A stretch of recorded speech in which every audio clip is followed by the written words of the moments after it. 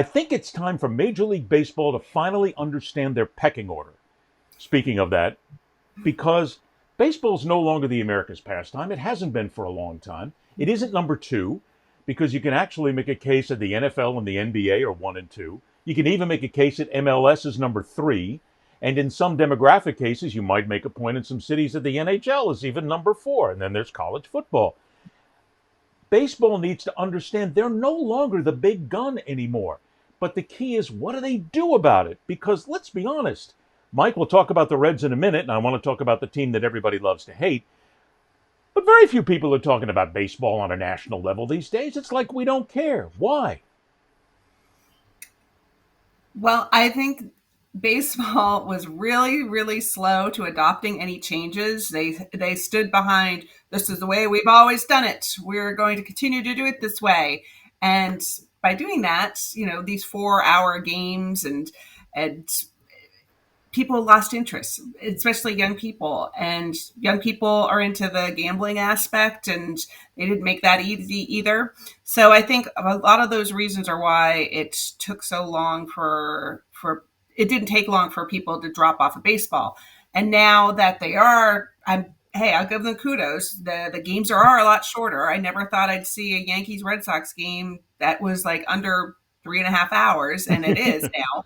So I give them credit for all this, but it's a little late to the party. Yeah, but Mike, don't they have to realize that it has passed them by? And, no one talks about baseball. Look, they talk about Ohtani because he's a generational talent. But I've had people on the show before, Rob Bradford, our old buddy, who has written books about Major League Baseball. Pete baseball Shepard, isn't boring. Baseball isn't boring. And, maybe he's right, but whether or not it's boring or not, you could have players that are star players from teams walk right in front of you at a restaurant. Most people would never know who they are. They wouldn't have any clue. A football player, and in some cases a basketball player, everybody in the building will know who they are, Mike. They lost it, and it doesn't seem like the players of the game is interested in getting it back.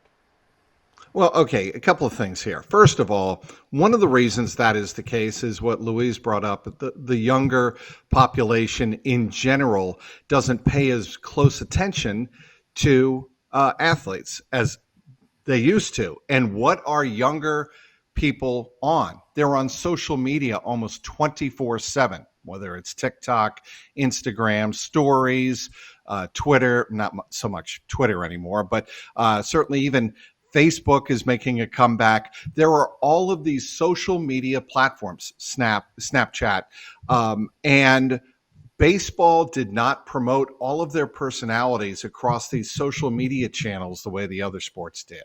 How could they have screwed that up, Mike?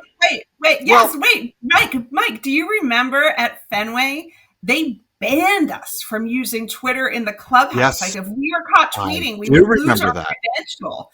I mean, that's how slow they were to the party. They just absolutely were against it, and it hurt them. Well, how much of it hurt them? Go ahead. And they didn't play the long game. Not to cut you both off. No. Baseball didn't understand the long game of promoting their sport. The NFL didn't really have to rely on that as much because of their TV exposure, which was, everybody with a TV is watching the NFL on Sundays and Mondays and even Thursday nights now. The NBA did a phenomenal job with social media. They embraced it. That's why they're a solid number 2 right behind the NFL. There's no question about that. Baseball just was very slow to the party. They've come around to that a little bit.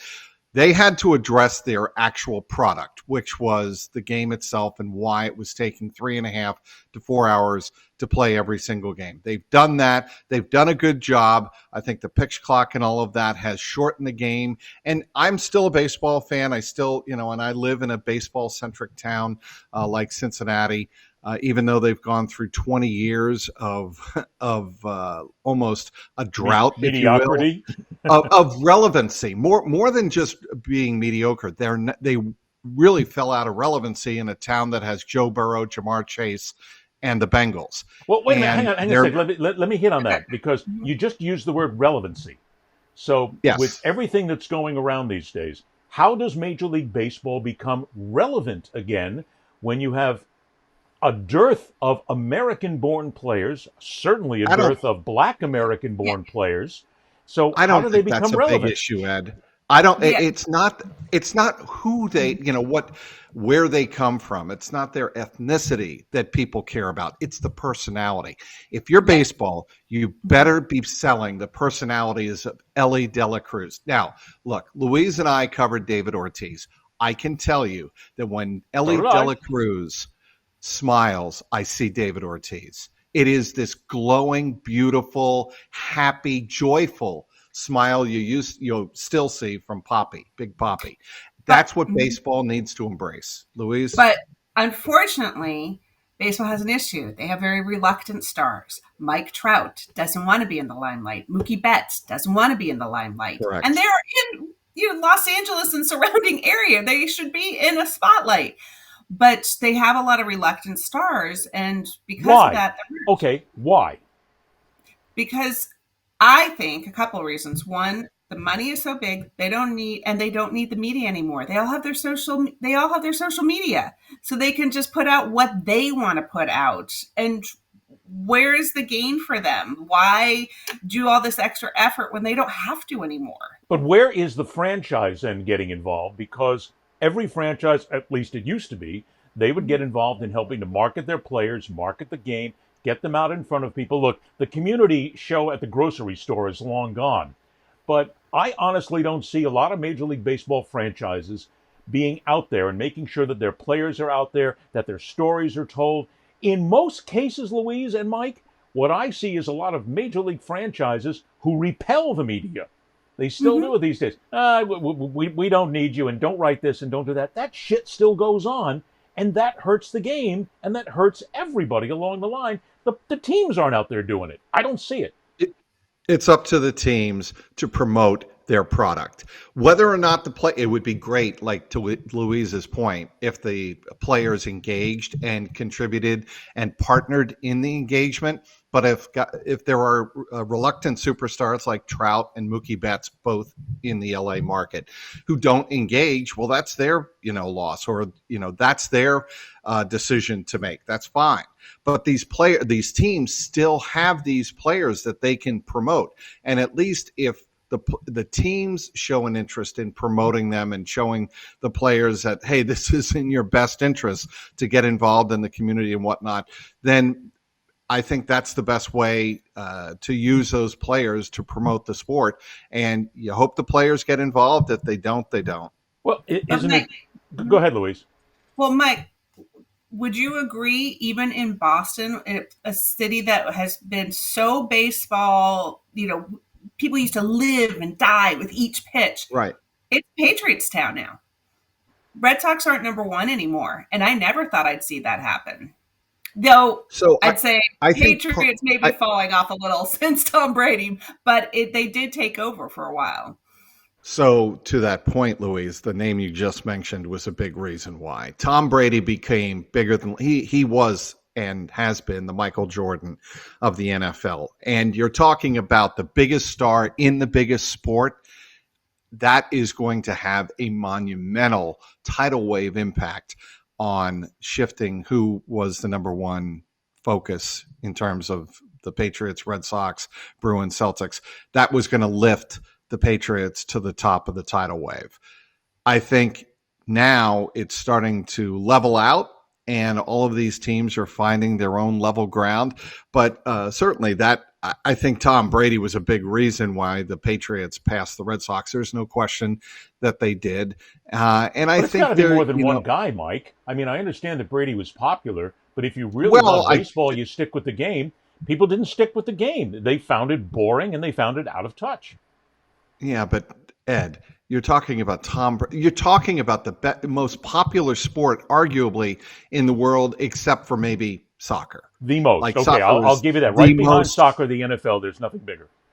You're right. And and some people would say cricket, but anyway, I digress. NFL is clearly the number one sport in America.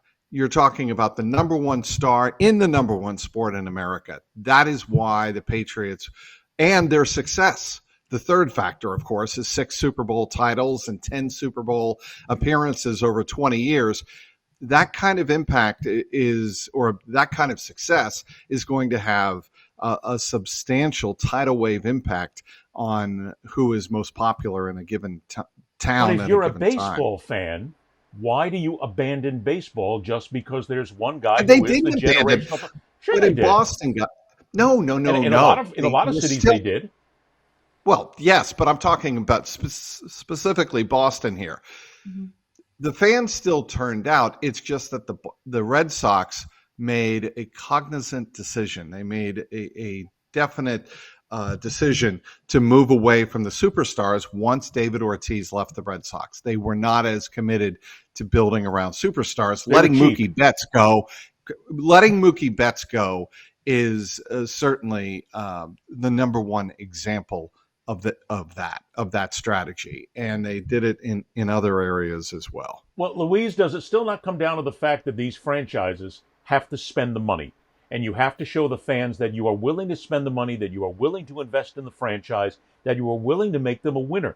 I've become a fan guy in my years. I stand with the fans. If you don't do everything you can to spend the money properly, give me a winner, put something on the field that's competitive, I'm out. I'm gone. I don't care. I don't want to watch. I don't want to be a fan. Because for the amount of money that I've got to spend as a fan to go to the game and be involved in the game and invest my emotions in the game, you damn well better do everything you can to give me a winner. And I think that's the biggest thing right there. The owners become greedy. They don't do it. Some franchises do. Let's be honest.